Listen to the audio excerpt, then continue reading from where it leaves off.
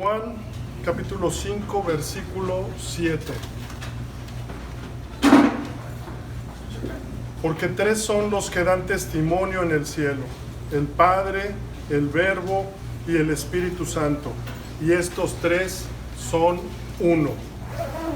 Padre Santo, venimos delante tuyo, Señor, alabándote y glorificándote, Señor, por quien eres, nuestro Dios, el único y verdadero Dios, el eterno, el soberano y todopoderoso creador del cielo y de la tierra, Señor. Te alabamos y te glorificamos por quien eres, Señor. Y te pedimos, Señor, que esta tarde, Señor, tú nos bendigas, Señor. Que nos des entendimiento, Señor. Que nos abras los ojos a aquellos que todavía están en las tinieblas, Señor. Que tú obres, Señor. Y que por medio de este estudio de tu palabra, Señor, podamos venir a un entendimiento más claro de quién eres tú, Señor. Y que traiga consuelo, esperanza y paz, Señor. Bendice este tiempo, Señor. Bendice tu palabra. En el precioso nombre de nuestro Señor y Salvador Jesucristo. Amén. Estamos, hermanos, estudiando la doctrina de Dios y de la Santísima Trinidad. Y vamos a continuar. Y lo vamos a hacer tomando como guía la Confesión de Londres. No sé si las tienen. Y si no, se mandaron al grupo, se mandaron los puntos que vamos a estar tocando. Así que de esta manera vamos a estar uniéndonos a lo que la Iglesia históricamente ha considerado ortodoxo al estudiar esta doctrina a través de la confesión. Y les recuerdo que de esta manera también somos testigos de la providencia de Dios, quien ha guardado y preservado su palabra pura a lo largo de la historia. Y así lo hará hasta su pleno cumplimiento, como lo afirma nuestro Señor en Mateo 5:18. Y la misma confesión también lo afirma en el capítulo 1, párrafo 8.2. Así que también hemos sido testigos, o somos testigos bendecidos en la historia, con maestros que el Señor ha proveído para edificar su iglesia y preservarla a lo largo de todos los tiempos, como dice Efesios capítulo 4. Así que, estableciendo esto, vamos al capítulo 2, párrafo 3. Capítulo 2, párrafo 3, y específicamente estaremos hoy en los primeros dos puntos, que dicen: en este ser divino e infinito hay tres subsistencias: el Padre, el Verbo o Hijo y el Espíritu Santo, de una sustancia, un poder y una eternidad, teniendo cada uno toda la esencia divina, pero la esencia indivisa. Este párrafo, hermanos, declara la doctrina ortodoxa de Dios y de la Santa Trinidad, y está en armonía con la doctrina histórica de la Iglesia sobre la Trinidad, tal como se formuló en el credo de Nicea en el año 325, que se realizó en el primer concilio, en el cual participaron ministros de todas las regiones donde había cristianos. Más tarde sería ampliado en el concilio de Constantinopla en el año 381. Y en este concilio de Nicea se pudo realizar cuando la Iglesia pudo disfrutar ya de una paz estable y disponía de libertad para reunirse abiertamente. Ahora, diciendo esto, quiero empezar estableciendo que hay tres partes básicas en la doctrina histórica y bíblica de la Trinidad. Y las podemos identificar en tres preguntas de un catecismo para niños, un catecismo reformado. Pregunta número 6: ¿hay más de un Dios? Respuesta: no, solo hay uno y verdadero. Pregunta número 7: ¿en cuántas personas existe este único Dios? Respuesta: en 3 personas iguales. Pregunta número 8. ¿Quiénes son? El Padre, el Hijo y el Espíritu Santo. Estas 3 respuestas las podemos resumir como: hay un Dios que existe en 3 personas, cada una de las cuales tiene cualidades personales distintivas. Ahora, hermanos, esta respuesta rebasa la sabiduría y comprensión de un hombre natural, incluso de aún una persona mayor o adulta. Imagínense decir, es un solo Dios, 3 personas. Pero imaginen ahora a un niño, cómo le genera preguntas esto.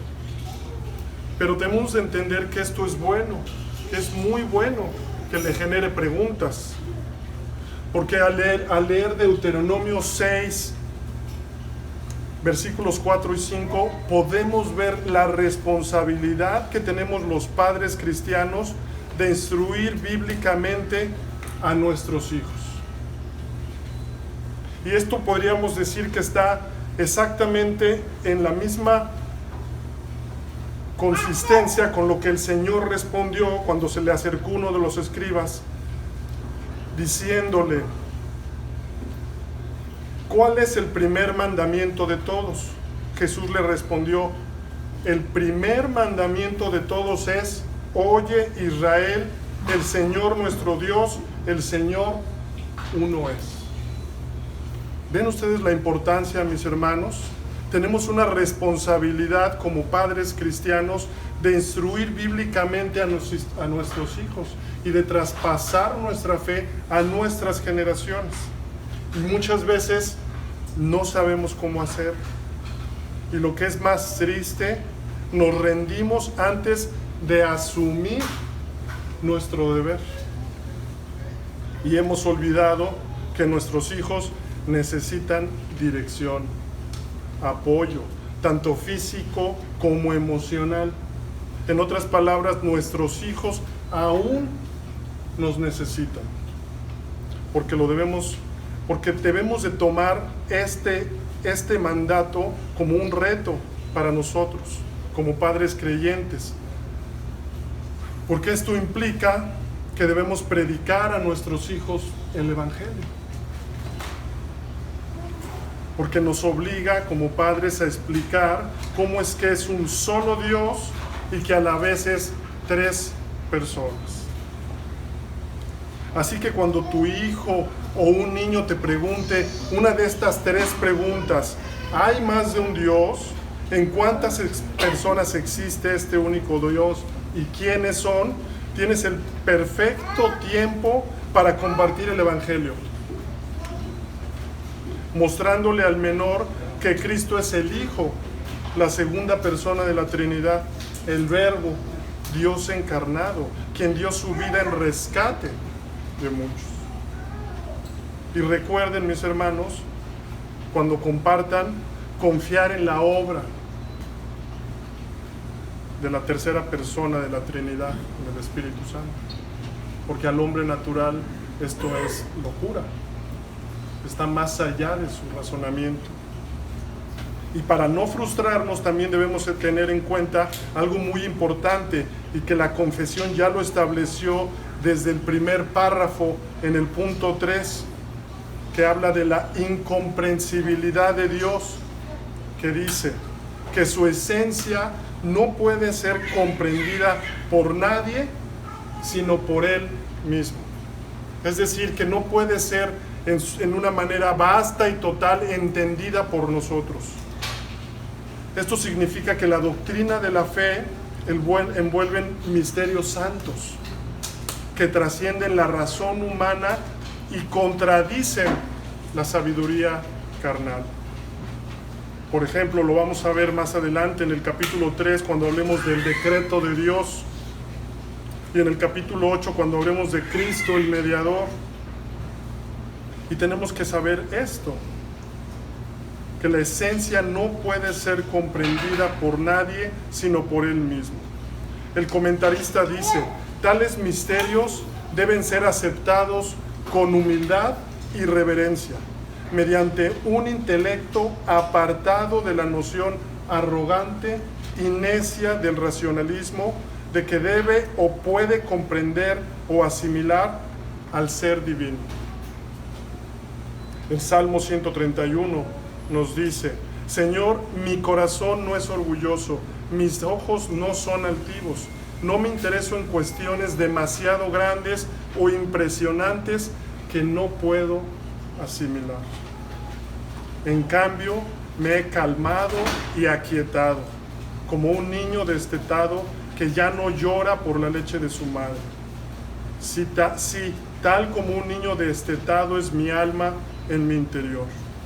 Oh Israel, pon tu esperanza en el Señor ahora y siempre. Así entonces, esta doctrina de la Trinidad es y debe ser por siempre un misterio divino. Y nosotros, como niños en el regazo de su madre, debemos confiar en nuestro Señor. Entonces, no debemos pensar que esta declaración de la Trinidad que tenemos en la confesión nos traerá una comprensión vasta de la Trinidad, porque por sí misma la Trinidad es un misterio. Samuel Waldron comenta acerca de esto, y cito: estaríamos malentendiendo los credos de la Iglesia, los cuales se resumen en este párrafo de la confesión, pensando que tenían el propósito de explicar este misterio. Voy a repetirlo nuevamente. Estaríamos malentendiendo los credos de la Iglesia, está hablando de los credos históricos reformados, los cuales se resumen en este párrafo de la confesión, hablando de la Trinidad, pensando que tenían el propósito de explicar este misterio. Históricamente fue realmente lo contrario, porque su esencia no puede ser comprendida en su totalidad por nadie, sino por Él mismo. E históricamente muchas veces se ha tratado de explicar la Trinidad y por lo mismo se cae en herejías fácilmente.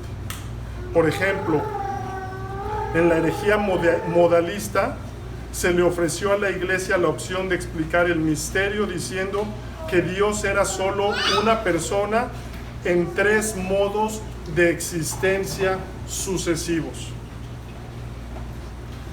En la actualidad algunos quieren explicar la Trinidad diciendo que Dios es como el agua, que puede ser líquida, gaseosa o sólida, que puede estar en diferentes estados. Pero esto es modalismo y es una herejía. O en la herejía arriana se dio la opción de explicar el misterio diciendo que Jesucristo y el Espíritu no eran Dios en el sentido pleno de la palabra. Es decir, que no tenían la misma plenitud que el Dios Padre. Arrio describía al Hijo como segundo o Dios inferior.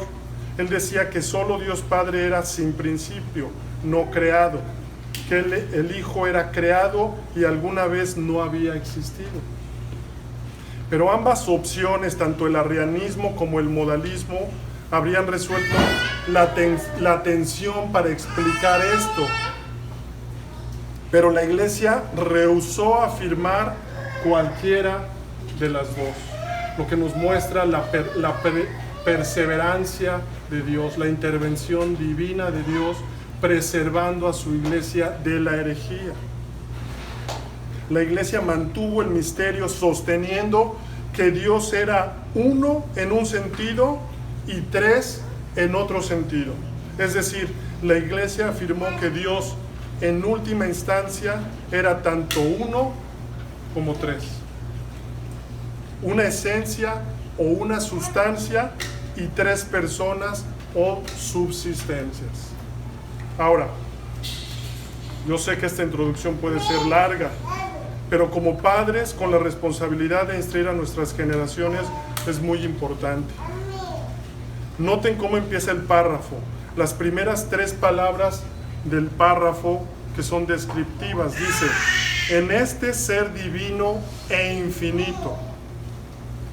En este ser divino e infinito. Estas palabras con que empieza el párrafo 3 son una referencia al primer párrafo de este capítulo 2, donde estudiamos la singularidad de Dios. Lean conmigo la primera y segunda declaración de este capítulo, del primer párrafo, que dice: el Señor nuestro Dios es un Dios único, vivo y verdadero, cuya subsistencia está en Él mismo y es del mismo, infinito en su ser y perfecciones.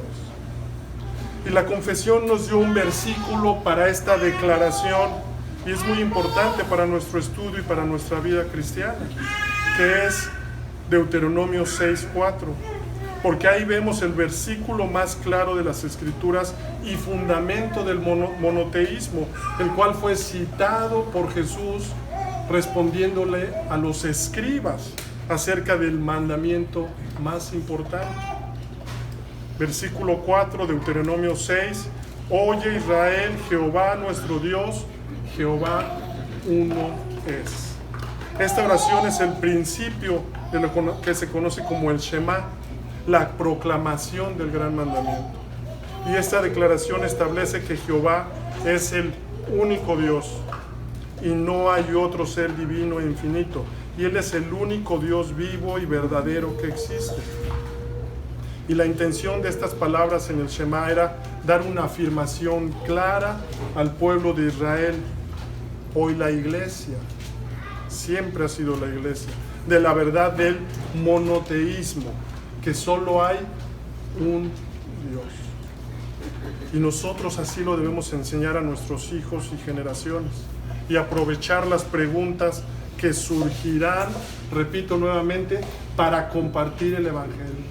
Porque es por medio del Evangelio que las personas vienen al entendimiento y a la comprensión de que solo hay un Dios único, vivo y verdadero, y que es Jesucristo, nuestro Señor y Salvador. Entonces, hasta aquí en este capítulo 2 hemos estudiado en el primer párrafo la persona de Dios y sus atributos. En el capítulo 2. Luego en el párrafo 2 vimos cómo Dios se relaciona con sus criaturas teniendo en mente estos atributos. En base a quién es, cómo se relaciona con ellos. Y ahora la confesión nos dice que este Dios único, que es divino e infinito, hay tres subsistencias, tres personas: el Padre, el Verbo o Hijo y el Espíritu Santo. Vayan conmigo nuevamente a Primera de Juan, capítulo 5, versículo 7, dice: porque tres son los que dan testimonio en el cielo: el Padre, el Verbo y el Espíritu Santo, y estos tres son uno. Vemos nuevamente lo mismo, ¿verdad? Tres son los que dan testimonio en el cielo: el Padre, el Verbo y el Espíritu Santo, y estos tres son uno. En estos versículos vemos una declaración de la divinidad del Padre, del Verbo que se hizo carne y es Cristo, o el Hijo, y del Espíritu Santo.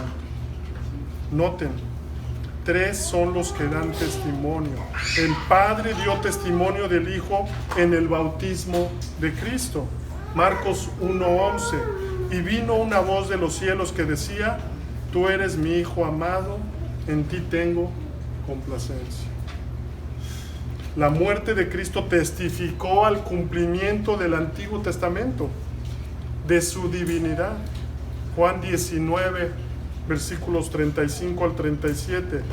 Y el que lo vio da testimonio, y su testimonio es verdadero, y él sabe que dice verdad, para que vosotros también creáis. Versículo 36. Porque estas cosas sucedieron para que se cumpliese la Escritura: no será quebrado hueso suyo. Y también en otra escritura dice: mirarán al que traspasaron. Cristo testificó el cumplimiento del Antiguo Testamento de su divinidad en la palabra. Y el Espíritu testifica de la divinidad de Cristo a través de la palabra apostólica. Juan 15, 26 al 27.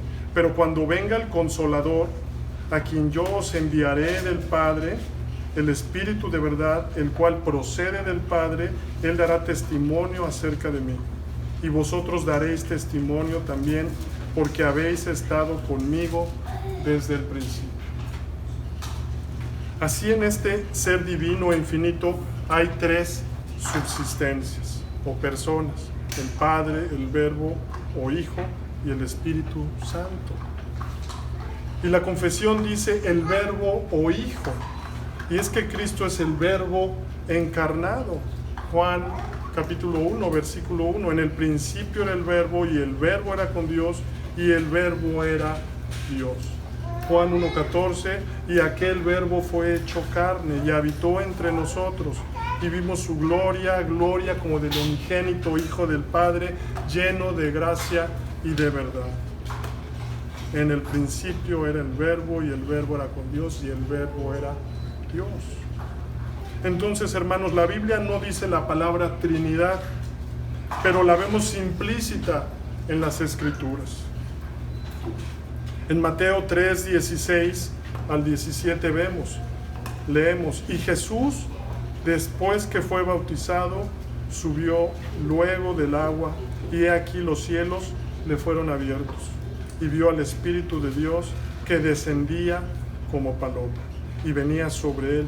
Y hubo una voz de los cielos que decía: este es mi Hijo amado, en quien tengo complacencia. En este pasaje vemos a la Trinidad: el Hijo siendo bautizado, el Espíritu Santo descendiendo como paloma sobre él, y el Padre hablando, reconociendo a su Hijo y complacido totalmente por él. Y de la misma forma vemos a las tres personas de la Trinidad juntas, compartiendo autoridad y dignidad en diversos pasajes. Por ejemplo, en el mandato de la Gran Comisión, Mateo 28, 19: por tanto, id y haced discípulos a todas las naciones, bautizándolos en el nombre del Padre, del Hijo y del Espíritu Santo. En la bendición de Pablo a los Corintios vemos la bendición pastoral trinitaria. 2 Corintios 13, 14: la gracia del Señor Jesucristo, el amor de Dios y la comunión del Espíritu Santo sea con todos vosotros. En este ser divino e infinito hay tres subsistencias: el Padre, el Verbo o Hijo y el Espíritu Santo. La confesión agrega: de una sustancia, un poder y una eternidad, teniendo cada uno toda la esencia divina. La confesión nos está diciendo que las tres personas de la Trinidad, que son Dios, comparten el atributo que se conoce como su aseidad, de las palabras latinas de sí mismo. Es decir, que las tres personas son el autoexistente e incomparable e independiente único Dios. ¿Y qué quiere decir? Que Dios es totalmente independiente y autosuficiente. Y las tres personas tienen este atributo de ser el único Dios. Y que Dios existe por sí mismo es lo que significa, por necesidad de su propia naturaleza. Y tiene todo lo que necesita en su interior. No hay otro ser como Él. En otras palabras, es incomparable. Y por eso no debemos tratar de hacernos imágenes de Él, como dice el mandamiento 2, porque ninguna imagen de la creación puede representarlo.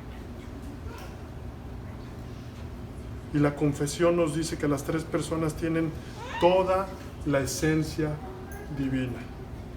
Éxodo 3:14 dice: y respondió Dios a Moisés: yo soy el que soy. Y dijo: así dirás a los hijos de Israel: yo soy, me envió a vosotros. Los teólogos han entendido desde hace mucho tiempo que este nombre señala además de su autosuficiencia incondicional, su ilimitada plenitud de ser, única de Dios, de la divinidad. La Confesión de Westminster presenta este punto 1 y 2 que tenemos en la Confesión de Londres, lo presenta en uno solo. Dice: en la unidad de la divinidad hay tres personas de una sustancia. En la unidad de la divinidad hay tres personas de una sustancia. Y dice: poder y eternidad. Dios Padre, Dios Hijo y Dios Espíritu Santo. Y la Confesión Bautista le agrega en el punto 2, teniendo cada uno toda la esencia divina. Y la esencia divina se refiere a eso, a los atributos únicos de la divinidad, los atributos únicos de Dios, el poder y la eternidad, y todos los atributos que ya vimos en el párrafo 1 y 2. Y a eso se refiere el Señor en Juan 14:11, cuando le dice a Felipe que al verlo a él ha visto al Padre. Se lo dice hablando del poder único que había para realizar obras que solo Dios puede realizar. Vayan conmigo a Juan 14 y podemos leer desde el versículo 8. Felipe le dijo: Señor, muéstranos el Padre y nos basta. Jesús le dijo: ¿tanto tiempo hace que estoy con vosotros y no me has conocido, Felipe? El que me ha visto a mí, ha visto al Padre. ¿Cómo pues dices tú, muéstranos al Padre? ¿No crees que yo soy en el Padre y el Padre en mí? Las palabras que yo os hablo, no las hablo por mi propia cuenta, sino que el Padre que mora en mí, Él hace las obras. Creedme que yo soy en el Padre y el Padre en mí. De otra manera, creedme por las mismas obras. Jesús le dice a Felipe que al verlo a él han visto al Padre.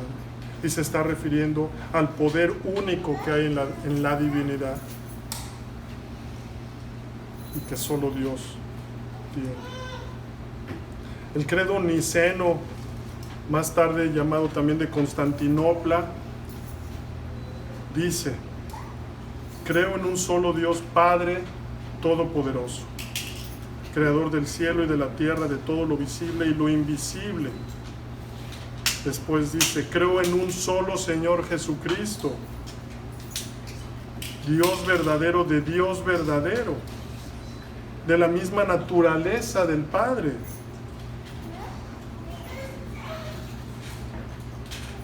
Creo en un solo Señor Jesucristo, Dios verdadero de Dios verdadero, de la misma naturaleza del Padre. Más adelante dice: creo en el Espíritu Santo, Señor y dador de vida. Los mismos atributos que hay en Cristo y que hay en el Padre, que procede del Padre y del Hijo, que con el Padre y el Hijo recibe una misma adoración y gloria. En primera los Corintios, capítulo 8, versículo 6, Pablo les dice a los corintios que discutían acerca de los sacrificados, los ídolos, les dice que si alguno se imagina que sabe algo, aún no sabe nada como debe saberlo.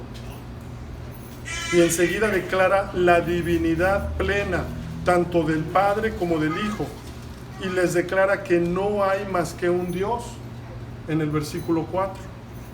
Y en el versículo 6 él dice: para nosotros, sin embargo, solo hay un Dios, el Padre, del cual proceden todas las cosas, y nosotros somos para Él, y un Señor Jesucristo, por medio del cual son todas las cosas, y nosotros por medio de Él.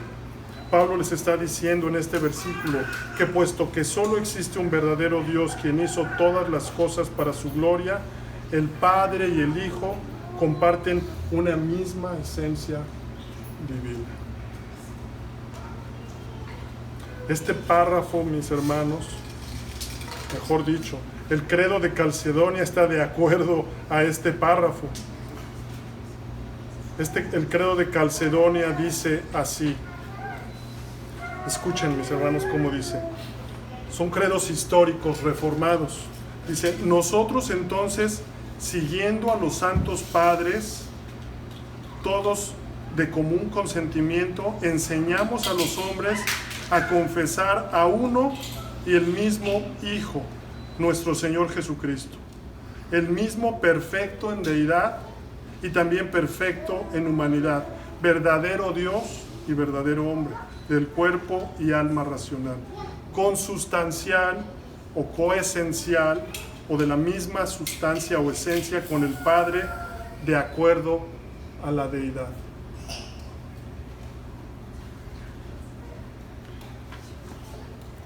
La misma esencia, la misma divinidad,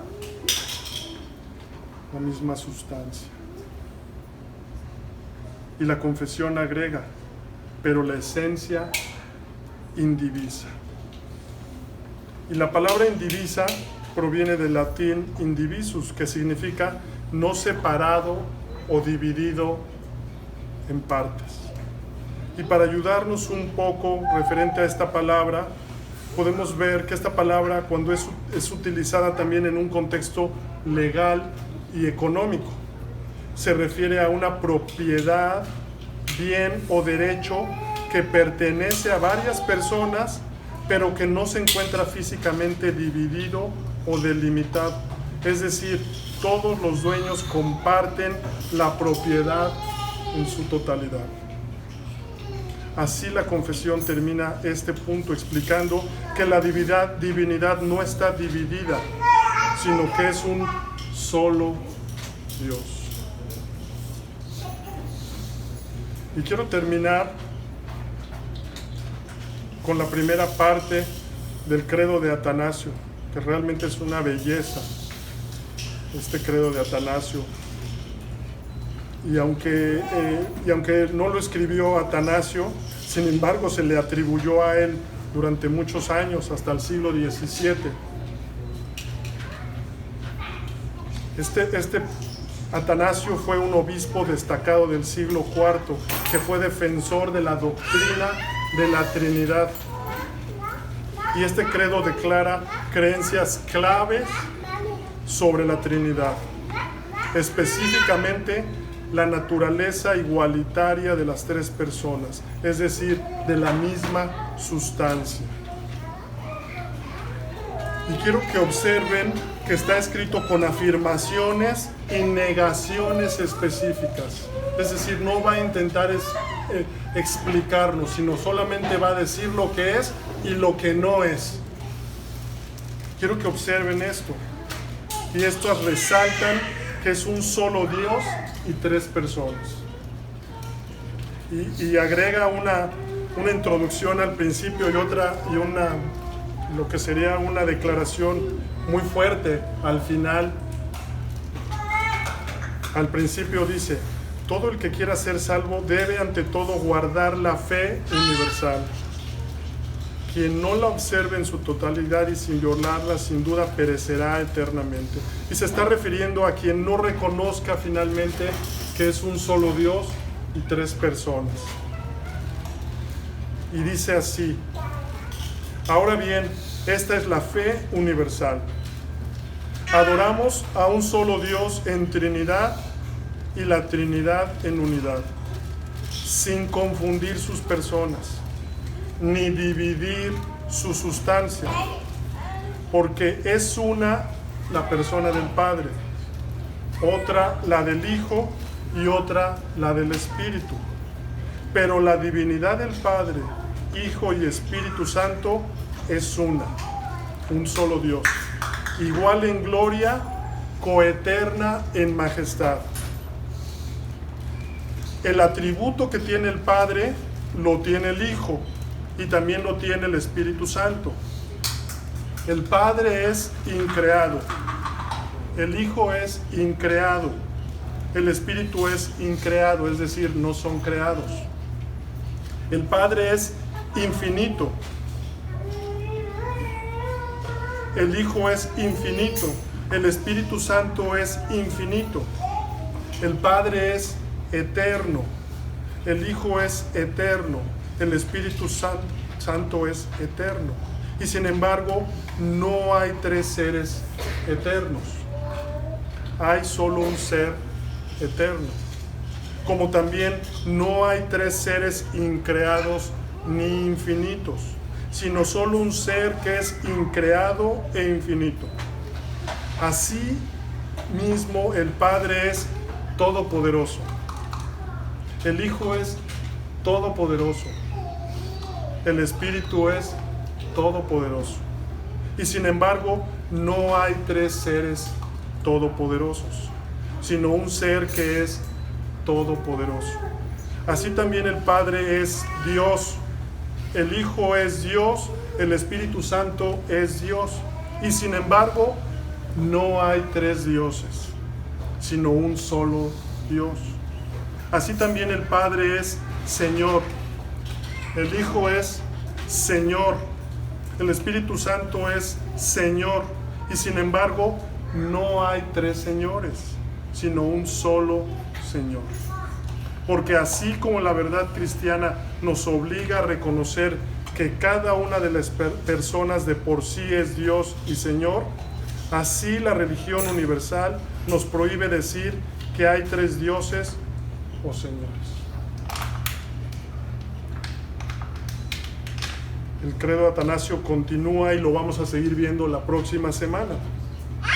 Pero quiero leerles otras pequeñas partes. Dice: de manera que en todo, como quedó dicho antes, debemos adorar su Trinidad en su unidad y su unidad en su Trinidad. Esta es la fe universal. Uno no puede ser salvo sin creer en esto con firmeza y fidelidad. Y tenemos que reconocer que esto es mediante la obra del Espíritu Santo, quien nos da esa convicción de que así es, nos da la fe. Ahora, mis hermanos, en aplicación para nosotros, es muy importante, quizá a lo mejor no lo alcancen a ver, pero los invito a que los sigan meditando y que busquen estos credos.